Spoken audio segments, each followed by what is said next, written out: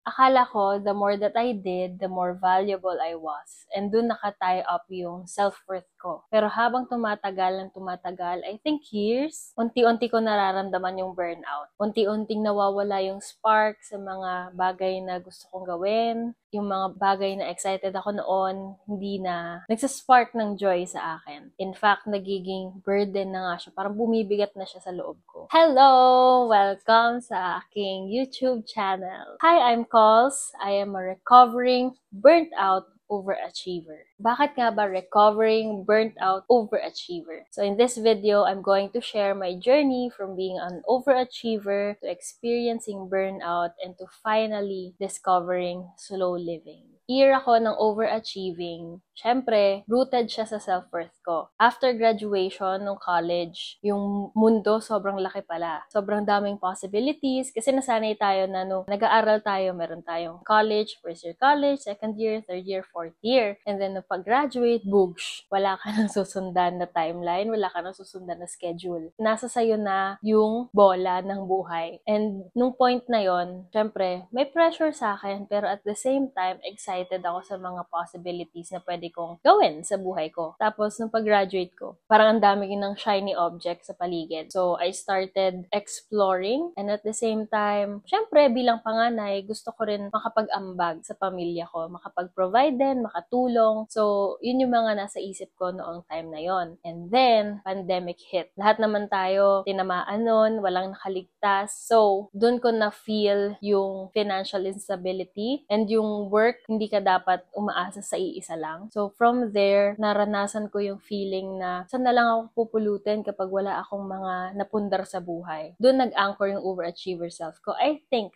from that point, syempre meron ding responsibility sa akin bilang panganay na patuloy pa rin na mag-ambag, na hindi na ako pwede maging palamunin sa bahay. So, may pressure din. Malaki yung pressure para sa sarili ko. Though, hindi ako pinapressure ng magulang ko. So, meron akong main job nun. Tapos, meron akong sideline na medyo demanding din. Tapos, naghahanap ako nung time na yon ng mga products na ire-resell. Tapos, sa isip ko, gusto ko ng parang one-stop shop na mga beauty chuchu. And nung time na din na yon, mahilig ako mag-hair color. Kilala ako ng mga kaibigan ko and mga acquaintances ko na mahilig magpalit ng hair color. So, sabi ko, bakit hindi? Bakit hindi na lang yun yung gawin kong business? So, nag-reach out ako sa isang local hair color brand kung meron silang opening for resellers or distributors. Tapos, bongga kasi meron. With yung ipon ko from yung job ko, nag-invest ako ng initial stocks, ganyan. Tapos, yun, nag-start na ako mag-online selling. So, yun yung una kong side hustle. Tapos, nagtuloy-tuloy yun. Nagpapack ako ng orders, nag-ship ako ng orders. Wala akong experience nun. Talagang inaral ko siya along the way. Yung pangalan ng shop ko is Kulayaan Hair Studio. Nabuhay si Kulayaan. Nakilala ako na nagbebenta ng mga hair color, ng bleach, ng ganyan. Tapos, ng mga shampoo, ng moisturizing products sa hair. Tapos, hindi ako nakokontento Yun yung wala sa akin nun, contentment. Kaya, tuloy-tuloy ako. Tapos, syempre bilang graphic designer, bilang multimedia arts graduate, marami akong pwedeng i-racket. Pwede akong tumanggap ng mga branding projects, ng graphics lang, ng video editing, ng kahit anong ibato mo sa akin na media thing, babanatan ko yan. So, meron akong full-time job, meron akong sideline, meron akong business, tapos nagrarakot pa ako sa side. Tapos, nagsaserve din ako sa ministry nun. So, parang kung titignan mo yung buhay ko, punong-puno ako ng to-do lists. Yung calendar ko puno. Lagi akong hinahabol ng deadline sa araw-araw. Lagi ako naghahabol ng deadline sa araw-araw. And yung rest, yung pause, yung taking time for myself, wala yun sa bokabularyo ko.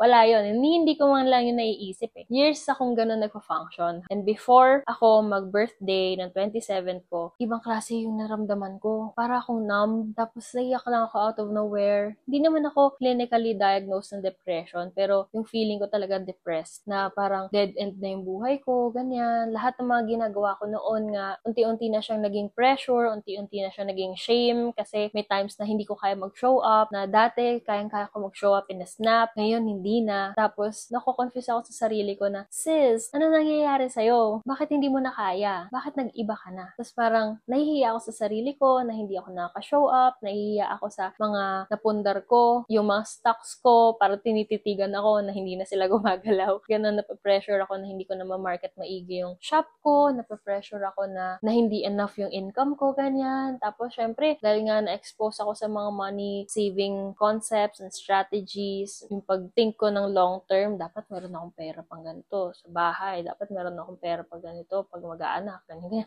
Ganun na ka-stressful yung pressure sa sarili ko na nalilimutan ko mag-live in the now, nalilimutan ko maging present. Actually, buong years na yon, on off ako na I was fighting for a life na gusto ko present ako, gusto ko naka-show up ako 100% in all aspects. Pero habang tumatagal, habang tinatry ko ng tinatry, as in tinatry ko talaga, nag-journal ako, may meditation ako, ganyan. Pero something wasn't aligning. Kasi nga, punong-puno yung calendar ko ng mga to-do lists na mga to-do na yon sa list ko, puro racket, puro work, puro business, na wala akong to-do list for myself. Wala akong to-do list na para magpahinga, na para huminga, para mag-enjoy. Lagi nga akong sinasabihan ng nanay ko na, enjoy mo lang yung buhay mo. Maraming na-amaze sa ability ko mag-achieve ng mga bagay-bagay. Pero, syempre, sa social media, hindi naman nila makikita lahat. Ngayon ko lang ino-open up yung sarili ko no reality behind yung overachieving self ko. Sa behind the scenes ng lahat ng mga na-achieve ko, nandun yung Colleen na burnt out, dinadoubt yung sarili, yung Colleen na sobrang pagod na, yun yung state ng burnout. And on off siya, pero nito nga 27th birthday ko, sabi ko, may something wrong eh. May something wrong kung ba't hindi ko masustain yung buhay na gusto ko. Actually, yung buhay na gusto ko is naging buhay na siya na gusto kong i-escape from. I wanted to escape the life I worked so hard to build. Umabot na ako sa point na yun. And sad.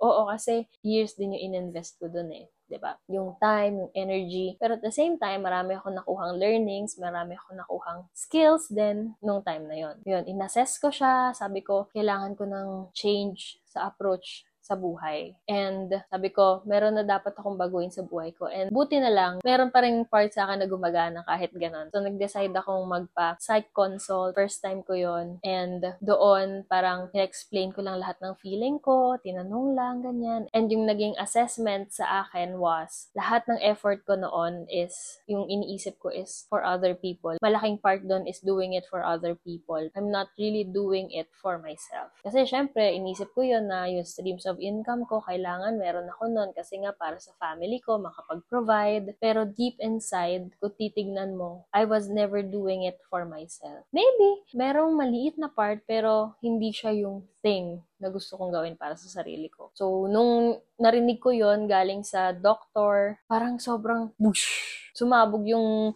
emotions ko, yung utak ko, ganyan. Kasi na-feel ko na, na-affirm yung na-feel ko na, kung ano, parang yun nga yung nangyayari. Na yung buhay ko, I was living my life for others, which is not a bad thing. Lahat ng sobra masama. Dahil nasobrahan ako sa pamumuhay ng buhay ko para sa iba, naiwanan ko naman yung sarili ko. And then, nung na-assess na yun sa akin, sobrang fulfilled ako, sobrang parang I'm ready to reset, I'm ready to restart, ganyan. Tapos, finigure out ko, ano ba yung mga bagay na ginagawa ko ngayon, and ano ba yung mga nag-a-align talaga sa akin. Kasi ready ako nung time na yun mag-let go ng mga bagay-bagay. Kasi nga sabi sa akin nun, mag-isip ka naman ng mga things na gusto mong gawin para sa sarili mo. And then, bigyan mo na yun ng time. And alam ko sa sarili ko na dahil nga marami akong ginagawa, hindi ko na kaya maglagay ng mga bago pang gagawin. So, kailangan ko magtanggal ng mga ibang kong ginagawa noon. So, nag-assess ako ano ba yung mga life buckets ko. Tapos, inassess ko dun kung ano ba yung state na ng mga life aspects ko na yun. Nilista ko yung current state, nilista ko yung desired state. Tapos yung desired state ko sobrang ideal pa rin, achiever pa rin. Bumibigat na naman siya kasi nga, ang dami ko na namang goal na gusto ma-achieve. Wala nga akong energy, diba? Tapos, kahit mga bagay siya na para sa akin, na iba pa rin. So, sabi ko, for some reason, hindi ko na maharap yun. Ganun ako eh. Kapag meron ako resistance sa isang bagay, ibig sabihin nun, ayoko talaga siyang gawin. Kahit hindi ko ina-admit, makikita yun sa akin na hindi ko talaga siya gusto kasi hindi ko siya hinaharap. So, hindi ko hinaharap yung mga goals goals na sinet ko nung time na yon. Pero hindi na nga nag-align yun. So, nahirapan ako mag-push forward. And then, after some realizations and meetings with myself, doon ko na-discover yung slow living. And yung slow living, yun yung best na discovery na nagkaroon ako sa buhay ko. Kasi, sa akin, simpleng slowing down lang siya. As I researched more about it, it's more than that. And na-excite akong pag-usapan pa siya more and i-introduce siya sa mundo natin ngayon, lalo na sa mga young professionals katulad ko, na may iba pa palang approach sa buhay, na hindi mo naman kailangang i-give up lahat ng mga dreams mo, yung goals mo. Pero iba lang yung mindset mo, iba lang yung way mo to choose saan mo lalaan yung energy mo, yung time mo. Yun yung concept ng slow living eh. In a nutshell, it's being intentional sa kung saan mo ilalaan yung energy mo, yung time mo, yung attention mo. Yun yung mga resources na sobrang valuable na hindi basta-bastang nagigain pabalik. So, kailangan nating maging mindful and maging intentional sa kung paano natin yun ni-spend. Nung nasa overachiever era pa ako nun, sobrang nahirapan ako magpahinga. And nagigilty ako magpahinga nun kasi nga, feeling ko dapat bawat minuto meron akong ina-earn. Dapat yung oras ko equals money. Ganon yung mindset ko nun. Pero ngayon, sa slow living, mas nabibigyan ko yung sarili ko ng grace, ng flow, kung ano ba talaga yung gusto kong gawin. And natutunan ko rin sa slow living na hindi natin kailangan i-earn yung rest. Hindi natin kailangan mag-achieve ng so much bago tayo magpahinga. In fact, dapat kung tumataas yung level ng achievement mo, dapat tumataas din yung quality ng rest mo. Kasi kapag naiwan yung rest, dun magsa-start talaga yung burnout. Gusto ko pa pag-usapan more yung slow living pero sa ibang video na lang yon. Sa ngayon, ito muna yung story ko from being an overachiever, experiencing burnout, and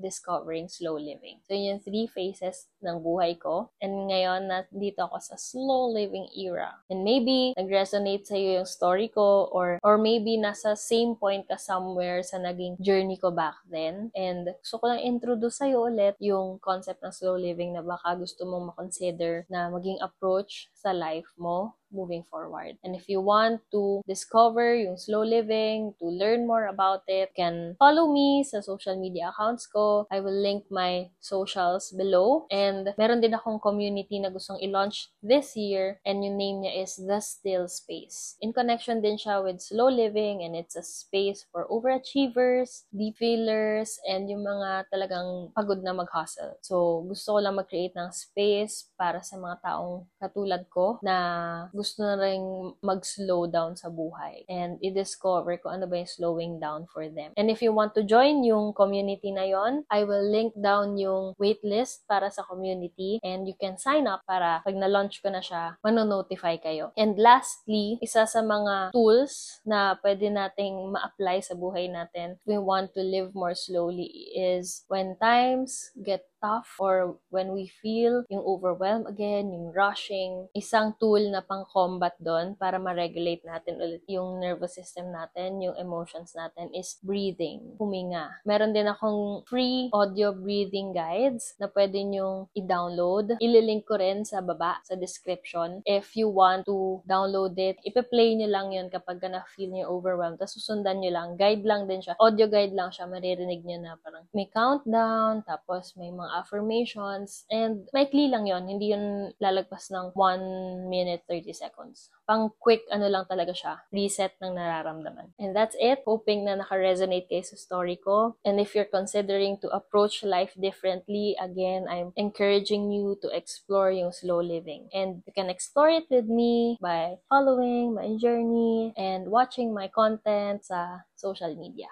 Gusto ko lang sabihin na bago ko i-end yung video na you don't have to earn your rest. You deserve to rest and it's okay to slow down. It's okay na hindi sumabay sa hustle culture. Okay? Okay. Tandaan mo na I'm always rooting for you. See you sa next video!